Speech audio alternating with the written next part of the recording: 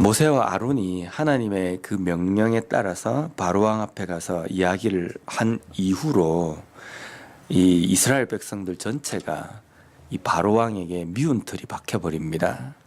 그래서 이전보다 더 안 좋게 이전에는 그냥 벽돌만 구우면 되었습니다.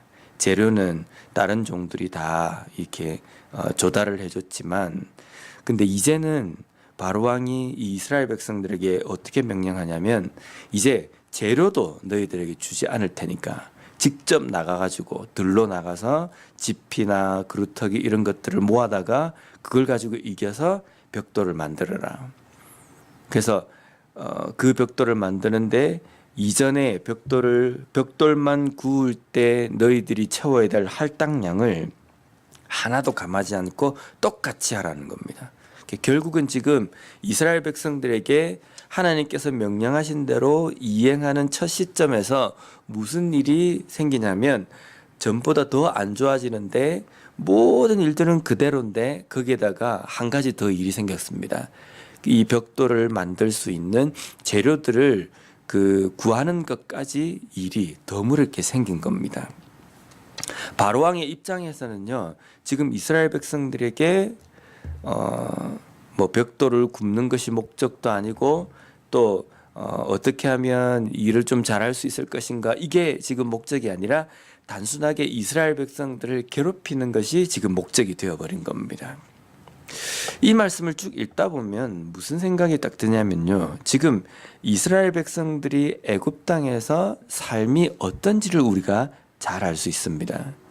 왕이 강압적으로 이스라엘 백성들에게 명령을 내리면 이스라엘 백성들은 그대로 진행을 해야 되는 겁니다. 어떤 왕이든지 백성들에게 이렇게 포악하게 해서는 안 됩니다. 이렇게 하는 왕은 정말 안 좋은 왕입니다. 폭군입니다. 그런데 이스라엘 백성들에게 이렇게 한다는 것은요, 지금 이스라엘 백성들이 애굽 땅에서 그들의 지위나 위치가 종의 위치, 노예의 위치라는 겁니다. 그들이 이 일을 명령하는 대로 진행할 수밖에 없다. 그래서 만약에 그렇게 못할 경우에는 오늘 본문에도 보면 14절에 보면 기록원들이 때리며 이르되라고 이렇게 되어 있습니다.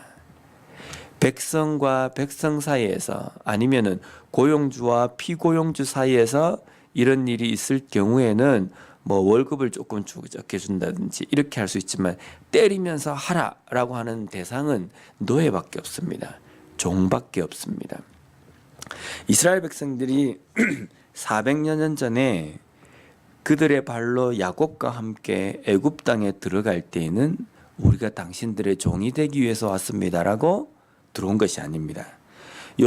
야곱과 함께 요셉의 요청으로 인해서 애굽 땅에 들어올 때는 함께 사는 국민이 되기 위해서 들어온 겁니다. 두 발로 잘 걸어 들어온 겁니다. 근데 지금 400년이 지난 이 시점에는 지금 이스라엘 백성들이 어떤 모습이냐면요, 종의 모습이 되어 있다는 겁니다. 왜 이 지경까지 올 수밖에 없었을까? 그렇지 않습니까? 우리가 미국에 이민을 와서 살지만 우리가 미국에 이민을 온 것은 여기에 같이 살기 위해서 온 것이지 미국 사람들의 종이 되기 위해서 들어온 것은 아니지 않습니까? 시간이 지나면서 이 미국 사람, 이 안에 살고 있는 우리들이 뭔가 이 주객이 바뀌어져 가지고 우리가 종이 되어진다라고 생각할 때는 경각심을 갖게 될 겁니다. 우리가 이래 살아서는 안 된다라는 생각이라든지, 이스라엘 백성들도 마찬가지일 겁니다. 시간이 지나면서 점점점 그들의 삶의 위치가 애굽 사람들과의 같은 동등한 입장에서 국민으로서 살아가는 것이 아니라 점점 그들의 지위가 떨어지고 종의 입장이 되어질 때에는 그들의 마음 가운데 경각심을 가져야 되는 겁니다. 분명히 하나님께서는 우리들에게 이 애굽 땅에서 사는 것이 아니라 아브라함에게 명령하신 것처럼 가나안 땅, 약속의 그 땅에 우리로 하여금 살게 하셨는데, 그리고 또한 우리가 여기에서 종이 되어서 이 민족을 섬기게 될 것이라고 예언하셨는데 우리가 여기서 빠져나가야 되겠다라고 생각을 애시당초 했었어야 합니다. 준비를 했었어야 합니다. 근데 그들은 왕이 시키고 때리고 명령하고 지시하는 데에 따라서 반항도 하지 못하고 그대로 이행해야 되는 종의 모습이라는 겁니다. 이런 모습을 보면서 우리가 유추해 볼 수 있는 것은요, 이스라엘 백성들이 애굽 땅에 들어와서 한 해, 두 해, 10년, 20년 살아가면서 어떤 마음이 되었겠습니까?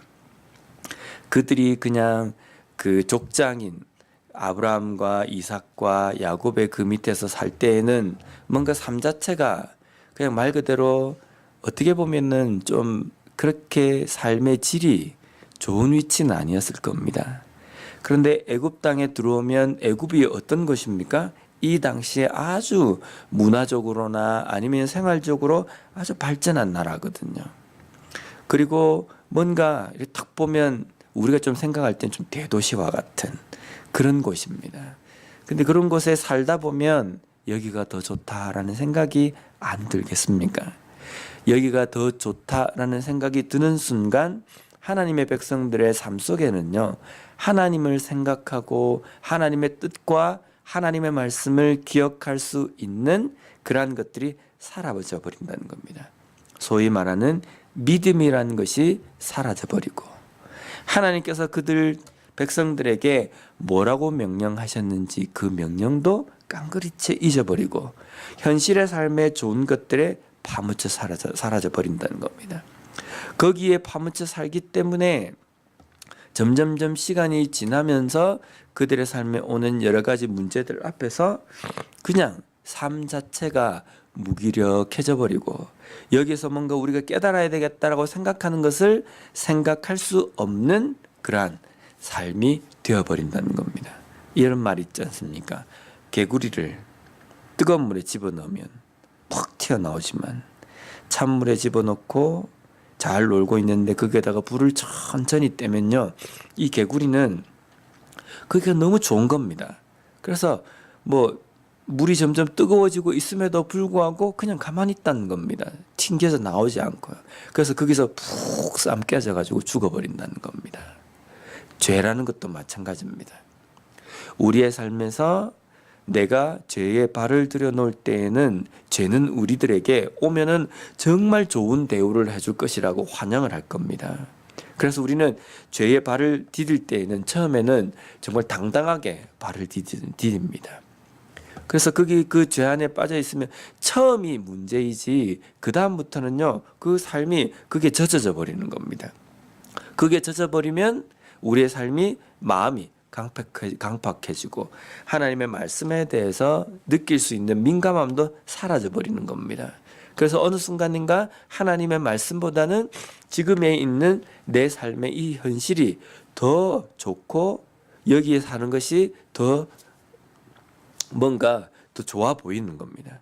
그러다 보면 거기에 푹 빠져가지고 우리의 그리스도인으로서 하나님의 자녀로서의 정체성마저도 잊어버리고 살아가게 된다는 겁니다. 그러한 이스라엘 백성들의 그 삶이 오늘 이 본문에서 그대로 나타나 있습니다. 이제 이스라엘 백성들이 거기에서 발을 빼고 하나님의 명령대로 살아가려고 합니다. 그러기 위해서 출애굽을 하려고 할 때에 바로 왕은 이스라엘 백성들에게 고통을 가하고 어려움을 가합니다. 우리가 오늘 본문을 읽어보면 야, 이스라엘 백성들 큰일 났다, 이제 가지도 못하겠구나, 우리가 그런 생각을 하지 않습니다. 왜냐하면 이 일을 진행하시려고 하시는 분은 하나님이시기 때문입니다. 하나님께서는 이 일을 진행하시기 때문에 바로 왕이 이렇게 발악을 하고 이스라엘 백성들을 이렇게 막는다 할지라도 이스라엘 백성들은 반드시 출애굽을 하게 될 것입니다. 우리가 죄에서 발을 빼고 하나님의 말씀으로 돌아가려고 할 때 이 세상은 우리들로 하여금 잡아먹을 듯이 달려들 겁니다. 그래서 베드로 사도는 이 마귀가 우는 사자와 같이 삼킬 자를 두루 찾는다. 무서운 겁니다. 근데 우는 사자와 같이 우르는거리며 삼킬 자를 찾지만 그 사자는 그 줄이 묶여 있거나 우리에 갇혀 있는 사자입니다. 왜냐하면 하나님께서 우리를 붙들고 계시기 때문에 우리를 덥석 물어서 삼키지는 못한다는 겁니다. 왜냐하면 성령께서 우리와 함께 하시기 때문입니다.